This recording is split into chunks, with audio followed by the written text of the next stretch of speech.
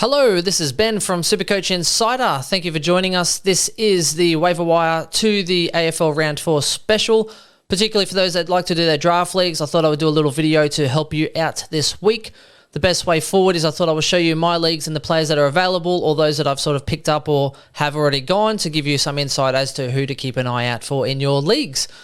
Before we move on though, please do like, subscribe, give us some love. You can find us on all our socials, SC Insider 100, Facebook, Twitter. We're very active on those platforms also. And do like and comment. We like to be responsive. So hit us up, let us know what you think. All right. Now, I'll give you a couple of tips along the way as well, and things that I like to do, and that tends to bode well between Chris and myself. We tend to win quite a lot of leagues, particularly 10 and 12 person leagues. This is a keeper league that we're in at the moment, so I'm going to show you that and then cycle through some of the other leagues I'm in. Keeper league, so Fogarty I think would be one definitely worth noting, so he would be highly picked up this week. So if you have an early pick, I suggest you might want to move there. Now you can actually total through, total points, average, etc. Once you get after the third round, I like to cycle between 3-round and 5-round averages as well, just so you can pick up those who are on a heater and work out there. So obviously Stringer's up the top, but I think Fogarty's definitely got some value. He's young enough from Geelong, so likes to play Supercoach as well, which is good. So that way I'd probably be looking at him. You'll notice a few more older guys here like Hickey and that kind of thing. McKay could be an interesting one. Might actually have a fairly solid year. So I've gone younger on some of my guys here. I've gone pretty decent, like Ridley McDonald's. This is my keeper league here. Obviously, I'm pretty well jacked with Neil, Fife, gone just by trading my way through over the last sort of 3 years. So my team, my high-end talent's pretty good. My top 12 are quite solid. I've put Flynn in just because I think he's worth. Bolter, possibly I could trade them off at the end of the year. Same with Ben King, Max King. I think that could actually be worth something to trade later on. Taranto is actually netting me some good gear at the moment. So again, it's just a stock market on keeper leagues. So probably not too much relevancy here because most of the guys are already taken. But Goulden, if you haven't already, I think he's already well and truly gone. So keeper leagues are a bit more fickle, which means you'll see a lot more relevant or experienced guys that are available. So I probably won't go too deep into that one. So I'll cancel that one away. I'm going to bring in and show you a little bit bigger and closer on what I'm talking about for these other ones that are a bit more relevant. All right, let's have a look here. And let's go change our league.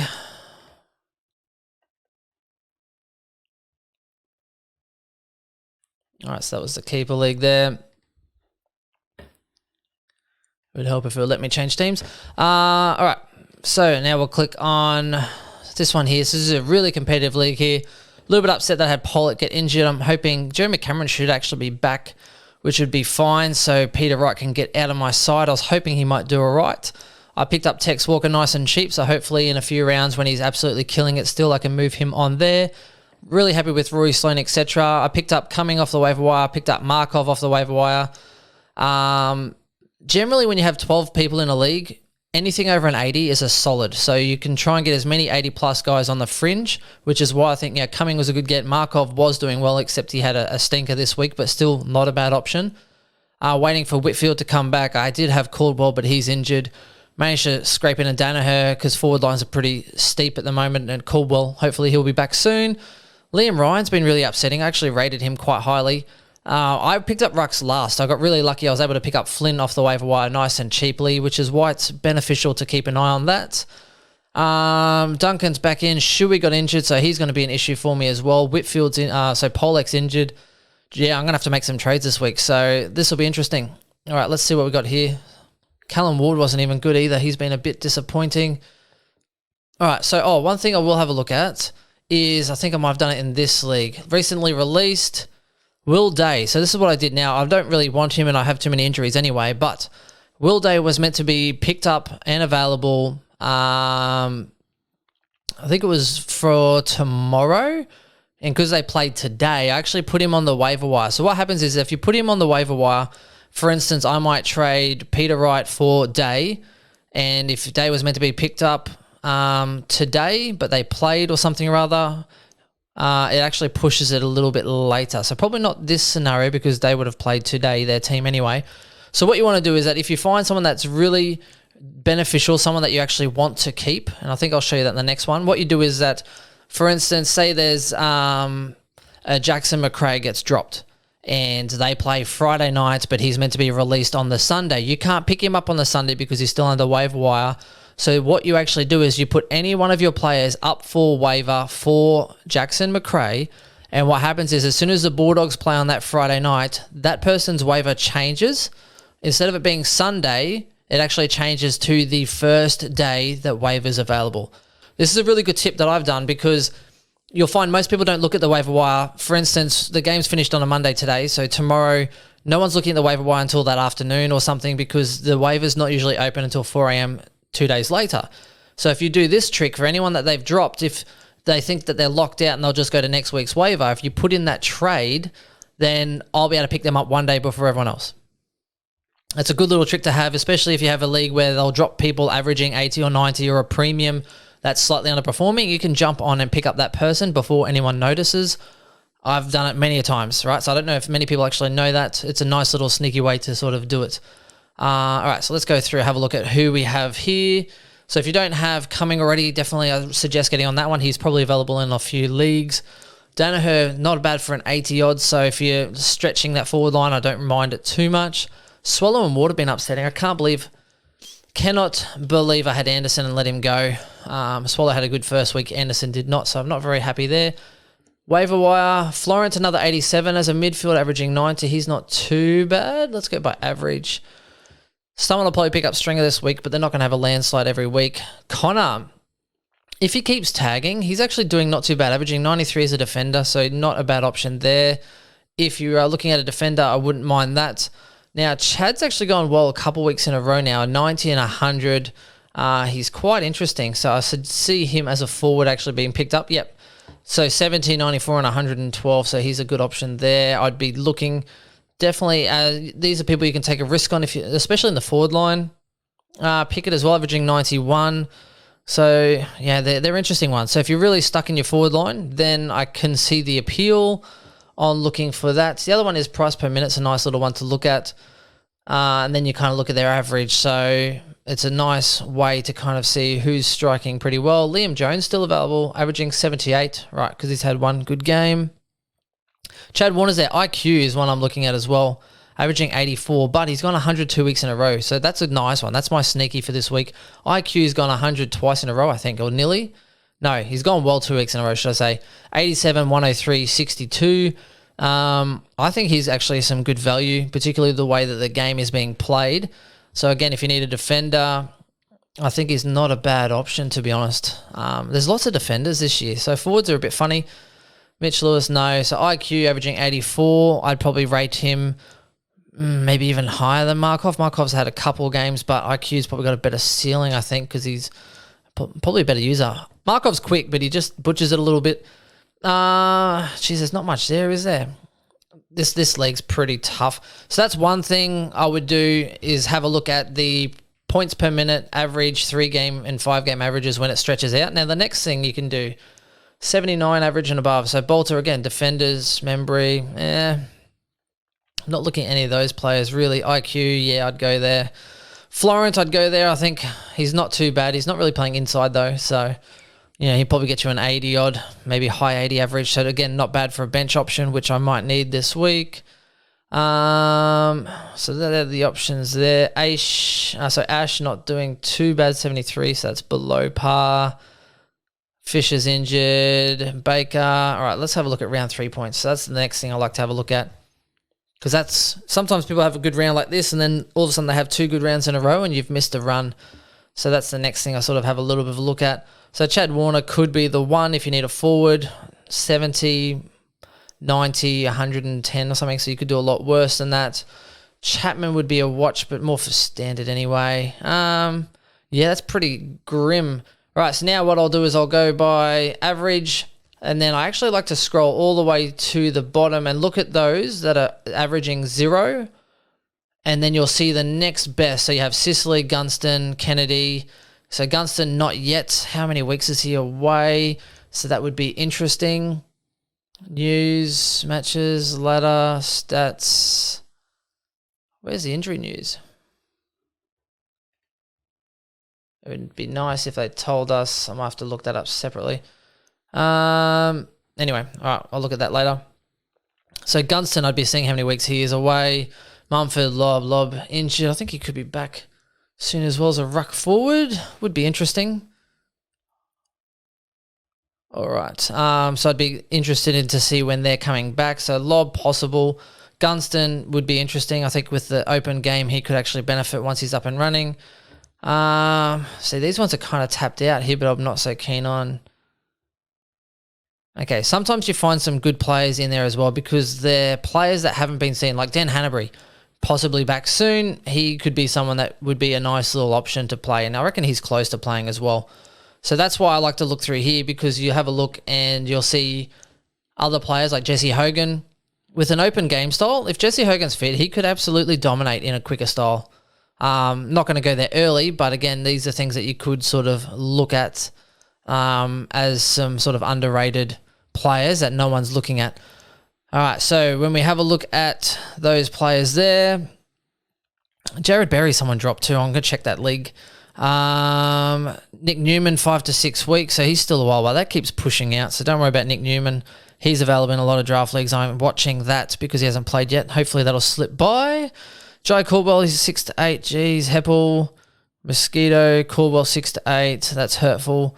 Where is Lob? 3 to 4 weeks. Okay, getting closer. So I'd probably leave that for now as well, but keep an eye on that one. Jeremy Cameron, 2 to 3 still. March 30. No, it's a week away, so another little bit of time. All right. Danger, another week. Wow, okay. Jesse Hogan test, so he could be in this week. Where's Hannah's? Will Day to be confirmed. He's out for a while. Gunston, 3 to 5. Man, they're all so far away, so that's probably a few weeks away there. Couple of the dogs got, Kangaroos got hurt this week. Luke McDonald should be back this week. Rosie's obviously playing. Where are the Saints? Dan Hanbury. So he could be this week or another week. So if you have a little bit of room on your bench and your injury isn't as bad as mine at the moment, then I'd definitely look at Hanbury. Again, open style of play could help him, but it also could help him hurt himself a little bit quicker. So this one's a hard league for me.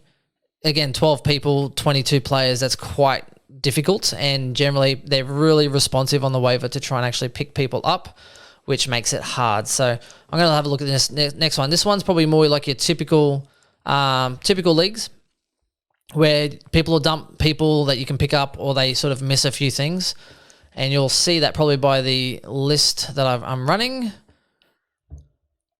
And I'll give you an idea on this one. So let's go and switch it into here. All right, so I've got Crisp. So Salem, again, not a bad. He had another good game. Andrews is chipping away. Dawson's actually picked up a nice little notch there. So Markov's probably my weaker one here. Hooley should be back this week, so I'm going to swing him over there. I'm holding on. So someone dumped Rowell, even though he'll be back at some point, second half of the season. I did have Witts now. Witts is injured, so that doesn't look very nice. I'm holding on to Marshall, who should be back soon. Picked up McDonald for free in this league. Picked up Tex for free in this league. Got Flynn for free. Rowell I got for free. So this is the one I think. If I go recently released, here, Berry. So this is what I did. So Jared Berry. Someone released Jared Berry into this league, and he was meant to come available, I think, Saturday, but the Lions played Friday night or Thursday night, whatever it was. Easter Thursday night. So what I did was I went and put in a waiver for him, and instead of him becoming available Wednesday 4 a.m., he's available Tuesday 4 a.m., which means that I can try and get him before anyone notices, which makes things so much easier.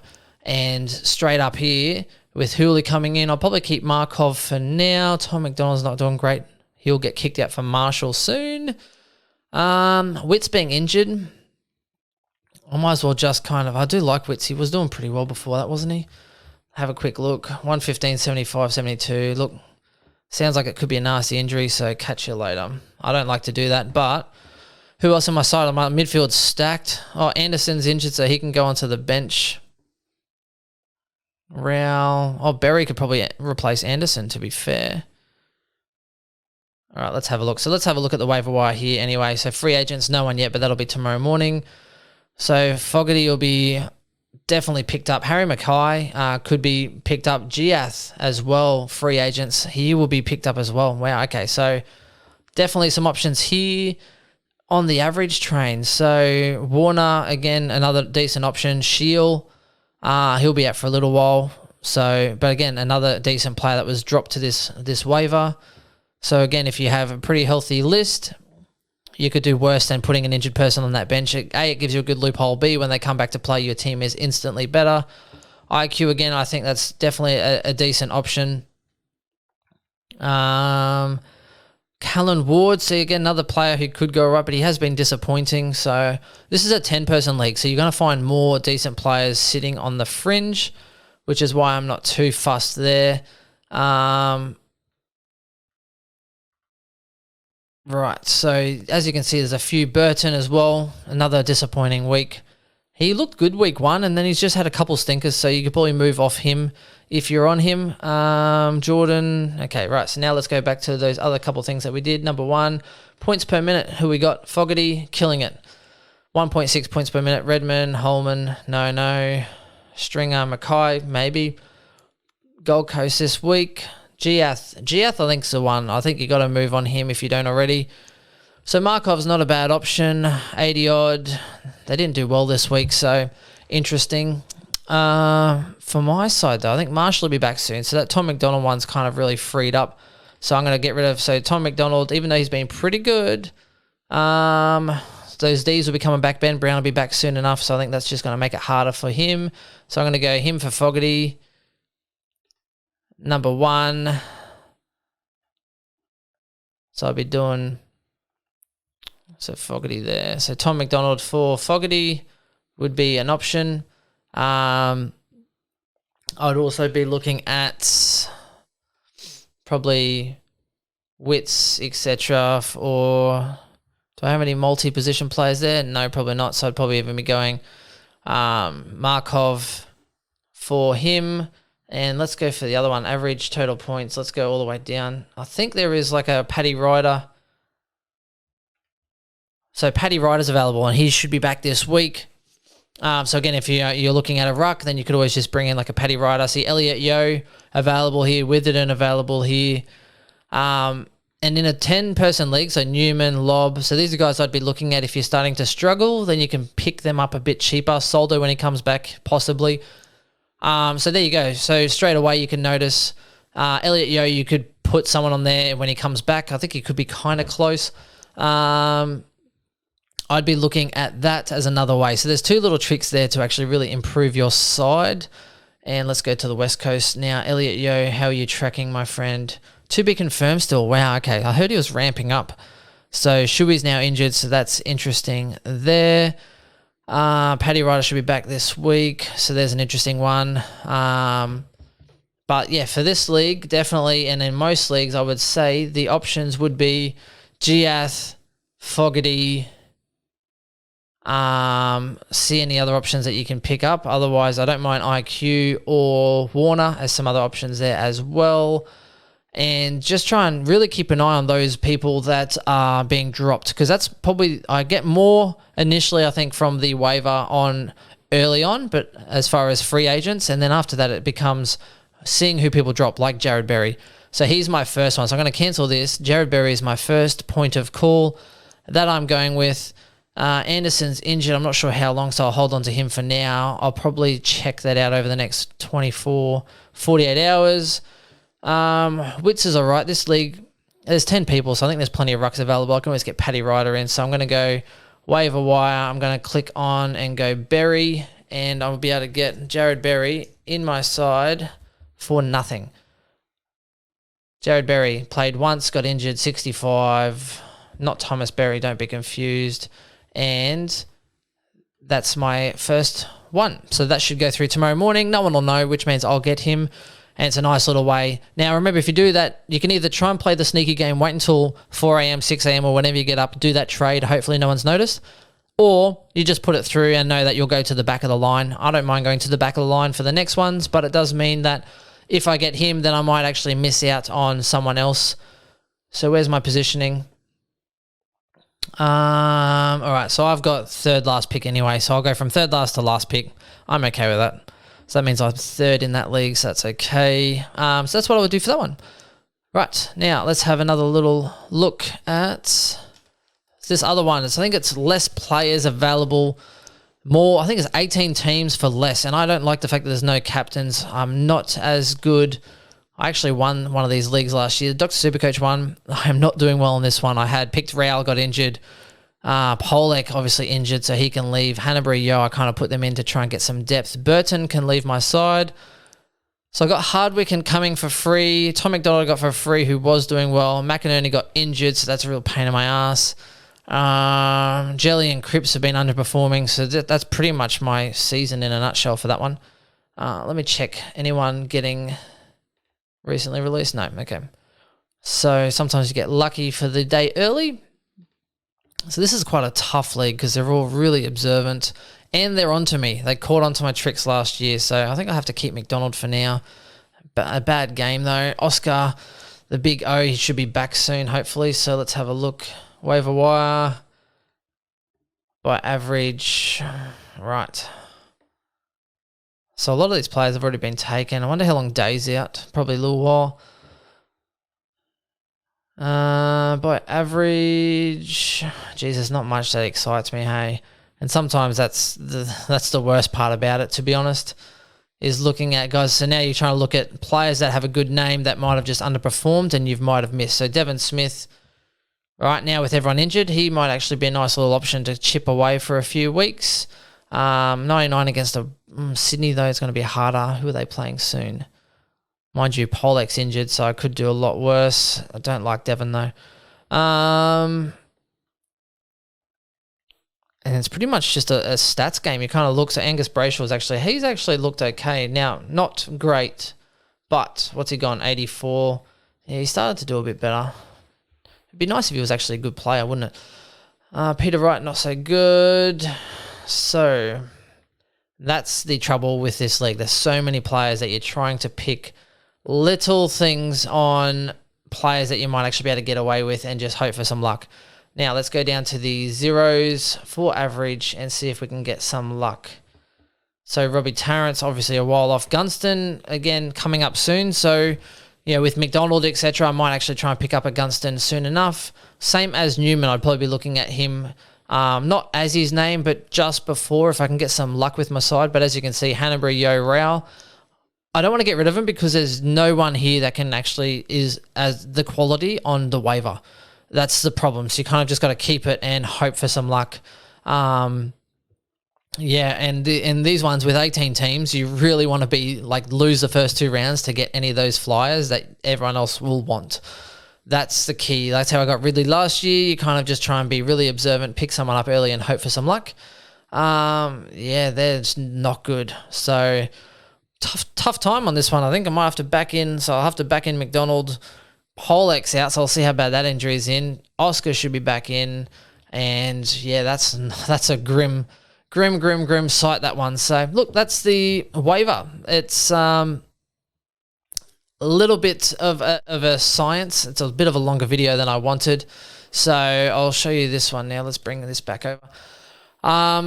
So that's basically a couple of tips and tricks that I like to do. It's a little bit harder after round 3, but again, my key is just to keep an eye on that 3-round average, the 5-round average. Look for those who start to go on a run. Don't just look at their overall average because, they might change their roles. So you kind of look, and if you see someone who does well and you notice if they do well again, start to look at their 3-round. Ideally, if you can pick them up after 2 good games before they hit their 3rd, it's a little bit better because no one notices them yet.